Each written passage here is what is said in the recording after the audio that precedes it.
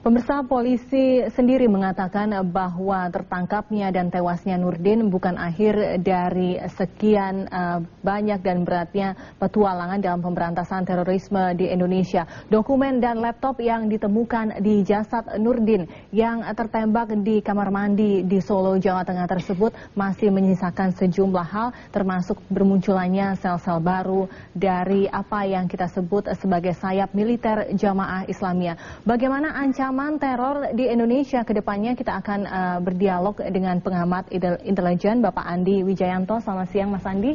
Dan juga kami juga akan bertanya mengenai bagaimana ini ada banyak masyarakat yang mengkhawatirkan bahwa tewasnya para gembong teroris ini membuat dendam bagi anak-anak para gembong teroris itu. Bagaimana mengantisipasi dendam dari anak-anak tersebut ke depannya? Sudah hadir bersama saya yakni peneliti aksi teror dan perilaku terorisme di Indonesia, yakni Mas Taufik Andri. Selamat siang Mas. Selamat siang. Ya, sebelum kita berdialog, saya akan kembali mengajak Anda untuk bergabung bersama Gloria Anastasia di Solo, Jawa Tengah. Gloria.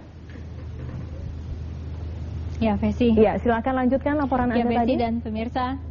Ya, baik Vesi dan pemirsa, sekali lagi saya akan tunjukkan pada Anda bagaimana kondisi rumah tempat pelarian terakhir Nurdin M. Top. Dan di sana Anda bisa lihat yang tertutup oleh seng-seng, itulah rumah di RT 03 RW 11 Kampung Kepuh Sari ini, dan Anda bisa melihat masih ada bagian-bagian rumah yang ditutup oleh seng, dan bahkan atau pengepungan terhadap rumah di Kampung Kepuh Sari ini terjadi pada Rabu malam pada pukul 11 malam, di mana warga di sekitar mendengar desingan-desingan tembakan peluru.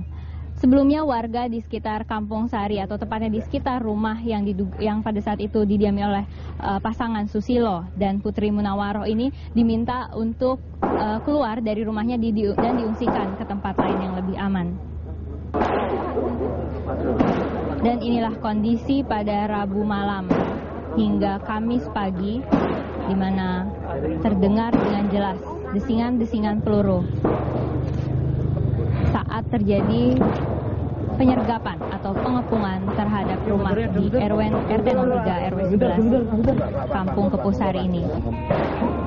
Penembakan ini sempat mereda, namun demikian kembali terdengar pada pukul 2.45 pagi dan kemudian disusul oleh suara ledakan dan asap dari rumah di RT 03 RW 11 ini pada pukul 5 pagi.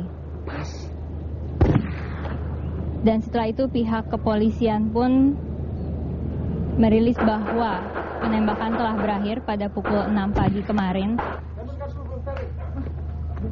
dan melaporkan bahwa ada 4 orang yang tewas dalam peristiwa ini, serta seorang wanita yang hingga saat ini masih dirawat di Rumah Sakit Polri Kramat Jati.